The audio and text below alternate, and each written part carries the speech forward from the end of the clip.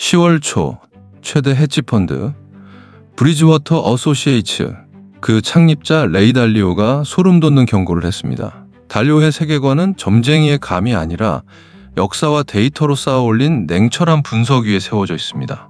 그는 직감보다 패턴을 믿고 예언보다 기록을 따르는 사람입니다. 최근 링크드인에 이렇게 적었습니다.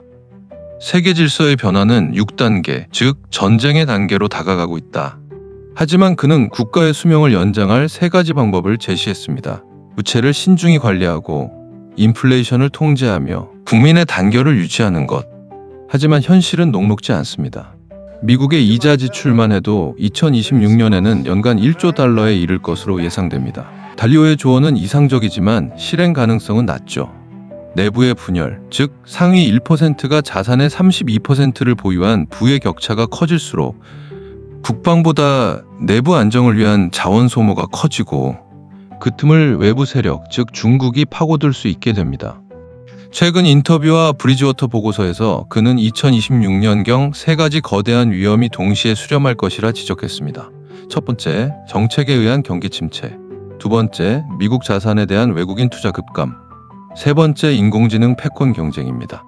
이야기를 시작하기에 앞서 구독과 좋아요는 좋은 컨텐츠를 만드는 데 큰 힘이 됩니다. 달리오의 책 변화하는 세계 질서를 리뷰하자면 아주 흥미로운 분석이 등장합니다. 그는 수많은 제국의 흥망성쇠를 연구했죠. 네덜란드, 영국, 그리고 지금의 미국까지. 역사는 반복된다는 사실을 그는 데이터로 증명했습니다. 그의 결론은 간단합니다. 모든 제국은 비슷한 패턴을 따릅니다. 처음에는 새로운 질서를 세우고 번영과 신뢰를 쌓지만 시간이 지나면 과도한 부채와 부패가 나타나 결국 무너진다는 겁니다. 그는 이를 7단계로 나눴습니다. 첫 번째는 질서 확립, 두 번째는 평화와 번영, 세 번째는 부의 확산, 네 번째에서 균열이 시작되고 다섯 번째 분열과 부패가 깊어진다.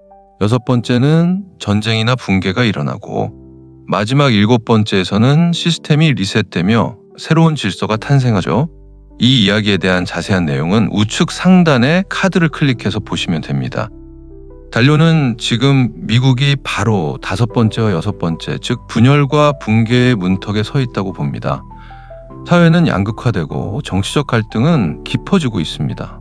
그리고 그는 조용히 말하죠. 이제 혼란의 불씨가 피어오르고 있다. 자, 이제 3가지 뇌관을 살펴보도록 하죠. 첫 번째는 보호무역의 후폭풍입니다. 트럼프 시절부터 강화된 관세 정책이 이제 불길처럼 번지기 시작합니다. 기업들은 그동안 소비자 부담을 줄이기 위해 가격 인상을 최대한 미뤄왔습니다. 그러나 전문가들은 2025년 말에서 2026년 초 사이부터 기업들이 본격적으로 제품 가격을 인상하기 시작할 가능성이 높다고 경고합니다. 관세는 사실상 수입세입니다. 기업들은 3가지 중 하나를 선택해야 합니다. 첫째, 손해를 감수하고 이익을 줄이거나, 둘째, 가격을 올려 소비자에게 부담을 넘기거나, 셋째, 생산을 미국으로 옮겨 비용을 늘리는 겁니다. 브리지워터는 이런 상황이 길어질 경우 미국의 GDP가 1%에서 2% 정도 줄어들 수 있다고 분석합니다. 결국 연준은 4%에서 5%대의 인플레이션이 이어지는 상황에서도 금리를 낮출 수밖에 없을 겁니다.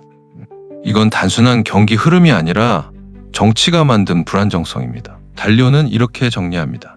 정치는 경제를 이긴다. 2026년 중간선거를 앞두고 정책이 바뀔 가능성도 있지만 현실적으로 그 확률은 높지 않습니다. 미국의 항구에서는 중국산 화물 컨테이너가 세관에서 멈춰서 있고 공장 안에서는 부품이 제때 들어오지 않아 기계가 멈춰섭니다. 한쪽에서는 미국 노동자들이 환호하지만 다른 쪽에서는 소비자들의 장바구니가 점점 무거워집니다.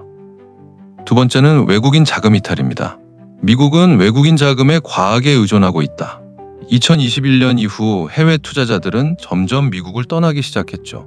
실제로 2021년 이후 미국으로 들어오는 해외 자금은 약 40% 감소했습니다.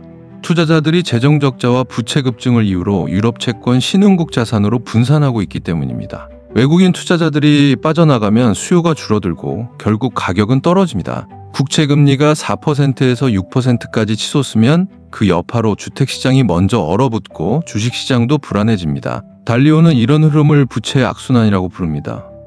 금리가 오르면 정부와 기업의 이자 부담이 커지고 그 부담을 메우기 위해 또다시 빚을 내야 하죠. 하지만 그렇게 빚이 늘어날수록 투자자들은 더 빠르게 등을 돌립니다. 게다가 여기에 지정학적 위험까지 더해집니다. 중국은 8천억 달러 규모의 미국 국채를 보유하고 있습니다. 달리오는 이 자산이 대만 문제나 외교 갈등에서 경제적 무기로 쓰일 수 있다고 경고합니다.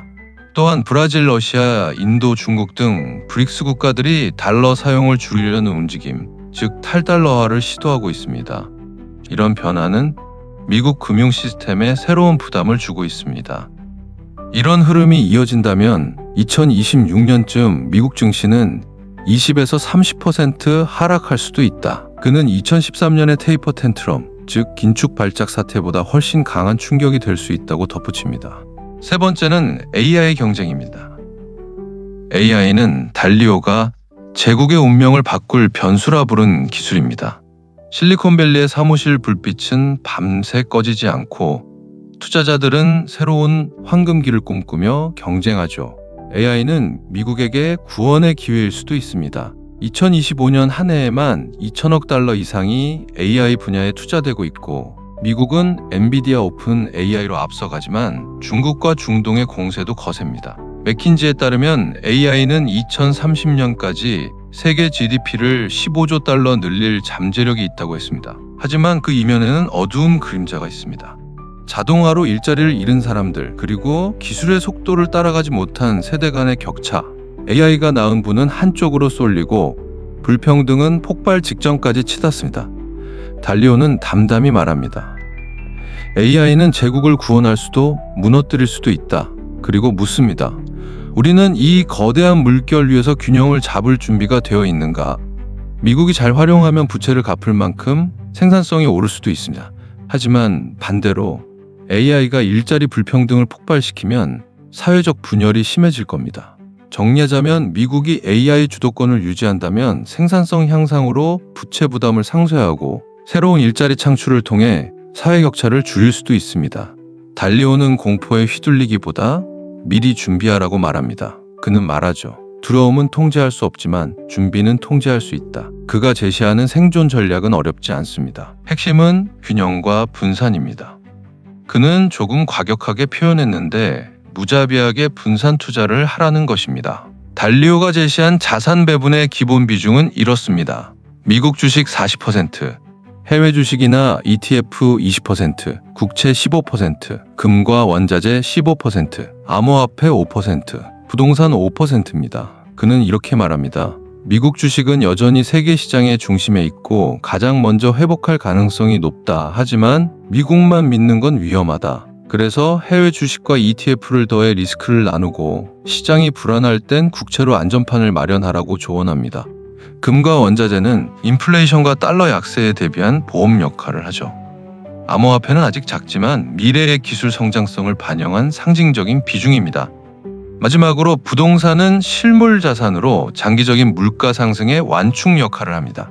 이 비율은 절대적인 정답이 아니라 변동성이 큰 시대의 균형을 잡기 위한 하나의 방향입니다. 주식이 흔들릴 때 채권이 완충 역할을 하고 달러 가치가 떨어질 때 금과 원자재가 방어막이 됩니다. 둘째, 언제 닥칠지 모를 위기를 위해 현금을 확보해야 합니다. 최소 6개월치 생활비를 예비자금으로 준비해 두는 거죠. 셋째, 빚은 최소화해야 합니다. 금리가 높은 시대에는 빚 없는 삶이 가장 강력한 방패입니다. 마지막으로 AI 시대를 이해해야 합니다. 기술은 단순히 산업의 변화가 아니라 생존의 도구가 되었기 때문입니다. 새로운 기술을 익히고 데이터를 읽을 줄 아는 사람만이 기회를 잡을 수 있습니다. 1930년대 대공황의 충격 이후에도 미국은 다시 일어섰고 그 후 세계의 중심으로 떠올랐습니다. 그때처럼 만약 내년에 고통이 온다면 2040년대의 번영으로 이어질 수 있습니다. 우리는 폭풍을 피할 수 없습니다. 대신 그 안에서 항해법을 배워야 하죠. 이제 여러분의 생각은 어떠신가요? 2026년은 위기가 될까요? 아니면 기회가 될까요? 댓글로 여러분의 의견을 남겨주세요. 끝까지 들어주셔서 감사합니다.